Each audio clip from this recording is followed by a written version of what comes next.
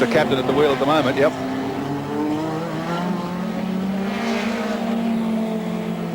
And of course he's turned on some spectacular displays here in years gone past. And I guess with 9-time winner Peter Brock not looking like he can climb back up off the cement here today to win the race, and bad luck for Dick Johnson. Perkins still very competitive, so too is Armin Hana.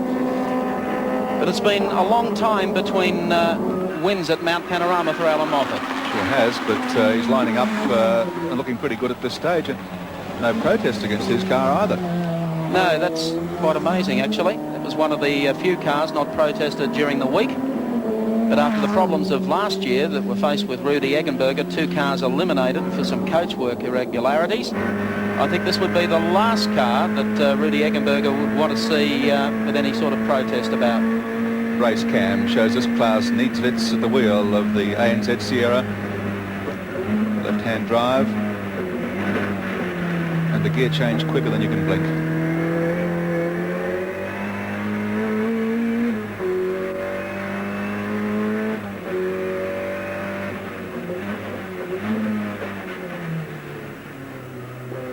To the left-hander, hit straight. And as Neil Crompton pointed out earlier this morning, Klaus is very, very easy on this car. He's very, very fast, but just so easy on the equipment. And Tom Walkinshaw now jumping into the Holden Special Vehicles number 10 car, cross-entered with Larry Perkins and Denny Holm.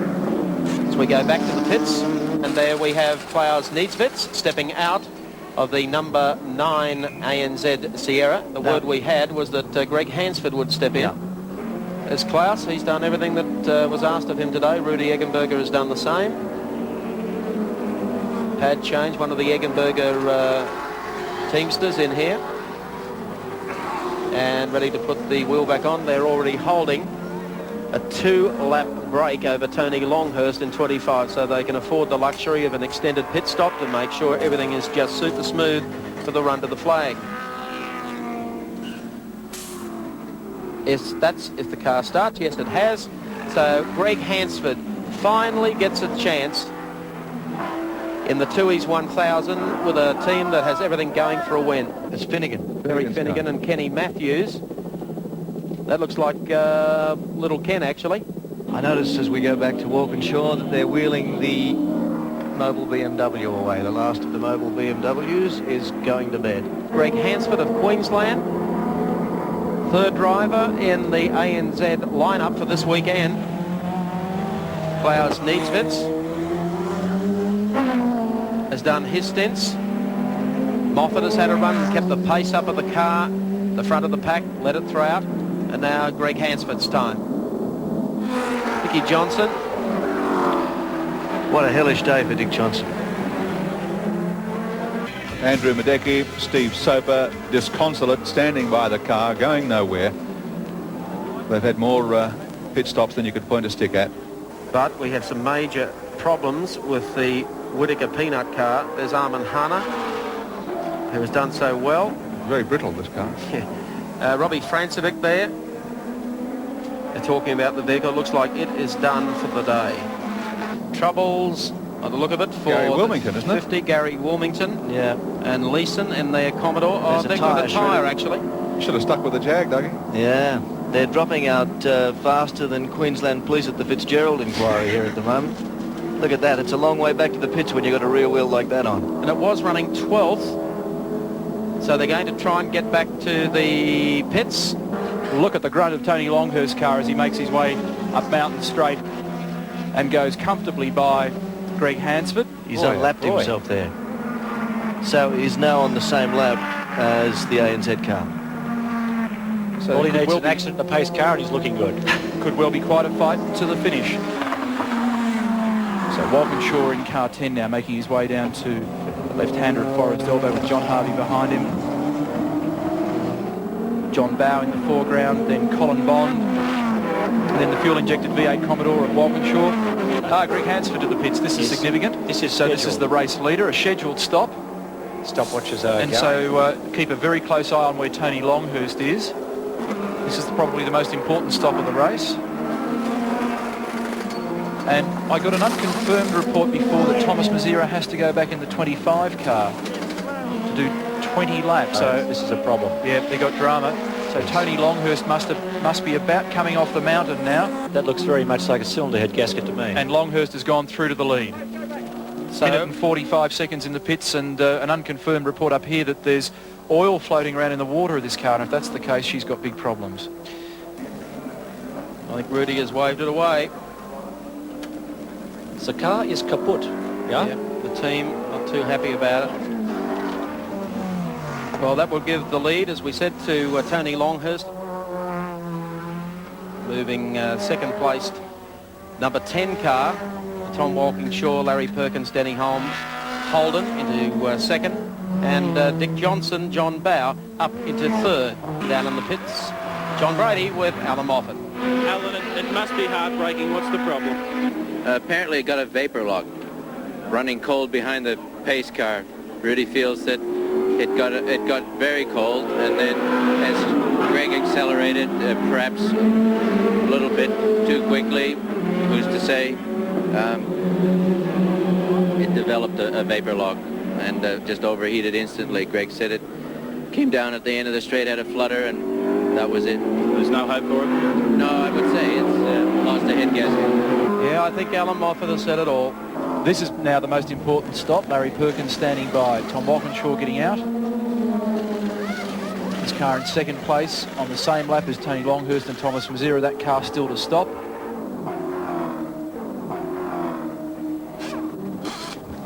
Tom Walkinshaw helping Larry with the belts.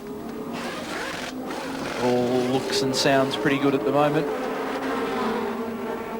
In the meantime, another Queenslander, Tony Longhurst, with some great driving from Thomas Mazira earlier today.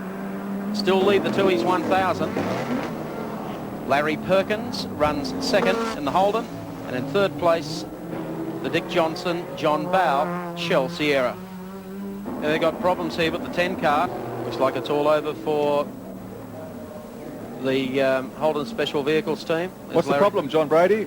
Well, at this stage, they don't know. I just talked to Andy Morrison, the crew manager here, the team manager. He has no idea of what the problem is. Larry's taking it rather philosophically. He had the helmet off even before he arrived on pit road, so it was all over, whatever it was. And John Bow may still well team up with Dick Johnson and could still pull off a win, and Dick is standing by in pit lane. JB has a look across at his pit bay.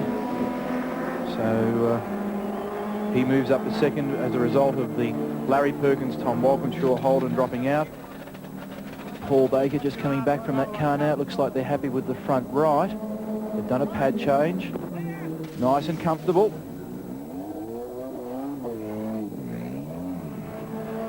A top three finish would be an enormous result. And they're in, the Caltex cars are in third and fifth position. So Bond is another one who's gone through an awfully painful period of development with the Sierras. Just when everything looked to be firing, there was a failure. Some gear turbos they had a lot of trouble with. Getting tyres just right was another one. Suspensions. But it's all come together here at Mount Panorama. Two cars in the top five. So close and yet so far for Dick Johnson, but you can't take it away from Frank Gardner and Tony Longhurst, Thomas Mazira. Frank's persevered longer and harder for this race than just about anybody else.